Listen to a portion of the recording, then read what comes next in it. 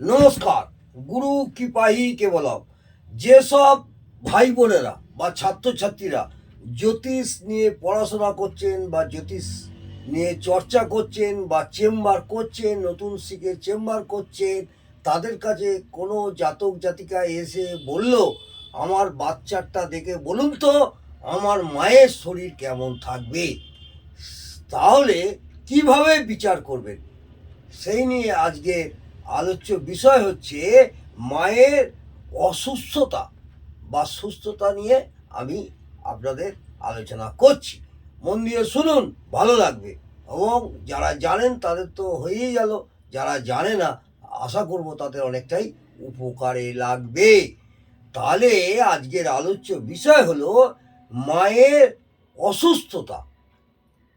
আজকের আলোচনার বিষয় হচ্ছে মায়ের অসুস্থতা কিভাবে বিচার করবেন। প্রথমে দেখতে হবে যে জাতক আপনাকে প্রশ্ন করেছে তার লগ্ন কোথায় বসে আছে। সেই লগ্ন সাপেক্ষে চতুর্থ ভাব থেকে আমরা কি করি আপনারা জানেন, চতুর্থ ভাব থেকে মায়ের বিচার হয়। এই চতুর্থ ভাব থেকে মায়ের বিচার হয়।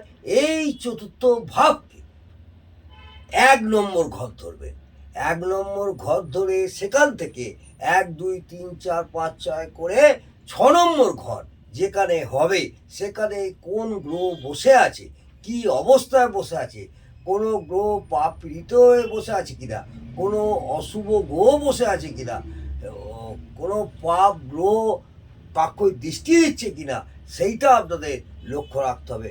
অর্থাৎ প্রথমে লগ্ন, সেই জাতক বা জাতিকা এসে তার মায়ের অসুস্থতার কথা জিজ্ঞেস করলে আপনারা কিভাবে বলবেন, লগ্ন সাপেক্ষে চতুর্থ ভাব গণবেন। এই চতুর্থ ভাব থেকে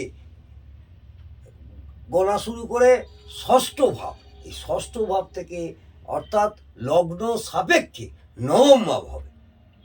আপনার লগ্ন সাপেক্ষে যে জাতক প্রশ্ন করেছিল তার লগ্ন সাপেক্ষে 9ম ভাব হবে। এই জায়গা অর্থাৎ 9ম ভাব আমরা কি করি, 9ম ভাব সেখান থেকে আমরা কি বিচার করি, ধর্মভাব। এই ধর্মভাব থেকে মায়ের অসুস্থতা বিচার করা হয়। তাহলে ফের আবার বলছি, প্রথমে দেখবেন যে জাতক বা জাতিকা এসে তার মায়ের অসুস্থতার কথা জিজ্ঞাসা করলে প্রথম লগ্ন থেকে চতুর্থ ভাব গণবেন। এই চতুর্থ ভাব থেকে আবার ষষ্ঠ ভাব করবেন। এই ষষ্ঠ ভাবে বলে ঠিক পূর্ণা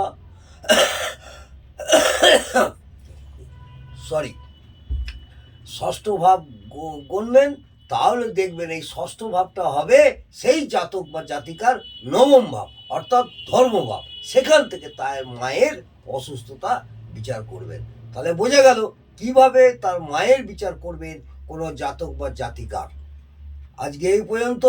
ভালো লাগলে অবশ্যই কমেন্টে জানাবেন এবং একটা লাইক করে দেবেন। নমস্কার, ভালো থাকুন।